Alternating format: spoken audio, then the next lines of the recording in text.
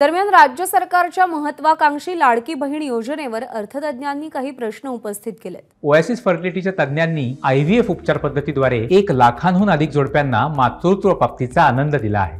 मोफत appointment book करण्यासाठी आजच संपर्क साधा। अर्थतज्ञ नीरज हातेकर यांच्याशी संवाद आमच्या प्रतिनिधींनी साधला, आपण पाहूया। आपल्या सोबत आहेत अर्थतज्ञ नीरज हातेकर सर, एकूण या योजनेबद्दल तुमची अर्थतज्ञ म्हणून काय भूमिका आहे? ही योजना आता अपरिहार्य परिस्थिती निर्माण झाल्यामुळे आणावी लागली आहे। कारण महाराष्ट्रामध्ये एकूणच सर्वसाधारण कुटुंबांची रोजगार आणि उत्पन्नाची परिस्थिती वाईट आहे।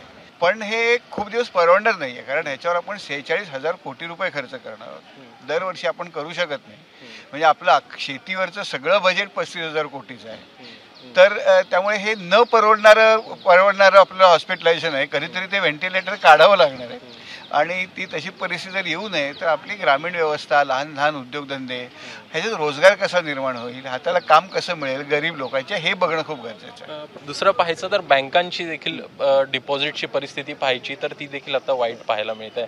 ह्या योजनेचा काही फायदा म्हणा किंवा काही नुकसान या बँकांना होऊ शकेल? ते डिपॉझिट्स वाढत का नाही आहेत? कारण व्याजदर फार कमी आहेत डिपॉझिट्सवर। तर व्याजदर वाढवणे आणि ते जास्त रिम्युनरेटिव्ह करणे हा खरा त्यातला मार्ग आहे। म्हणजे या 1500 कोटीमध्ये पैसे 1500 रुपये देतोय ते काही सगळे बँकेत जाणार नाही आहेत।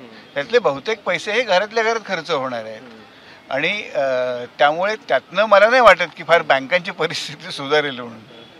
येत्या काळात पाहायचं तर ही योजना आम्ही पण सुरू ठेवू असं महाविकास आघाडी देखील म्हणते आहे। याकडे कशा प्रकारे बघताय? कुठेतरी डोईजड होण्याचा प्रयत्न होतोय? महाविकास आघाडीला आता तसं म्हणण्याशिवाय पर्याय नाही ना। कारण एकीकडे त्यांना पण आता मतं पाहिजे आहेत, त्यामुळे त्यांना असं कधीच वातावरण तयार करता येणार नाही की हे आल्यावर बंद होईल म्हणून। त्यामुळे ते त्याच्याविषयी काही भूमिका घेत नाहीयेत, पण त्यांना ही तिजोरी मोकळी करून जे मिळणार आहे। एकूण जे प्रश्न आहेत त्याला हात घालण्याच्या ऐवजी सरकार कुठेतरी दुसऱ्या गोष्टींमध्ये पैसा खर्च करत हा सगळा अपव्यय करत आहे, अशा प्रकारची भूमिका जी ती नीरज हातेकर यांच्याकडनं व्यक्त केली आहे। कॅमेरामॅन सचिन शिंदेसह अभिषेक मुठाळ, ABP माझा, मुंबई। ABP माझा, उघडा डोळे बघा नीट।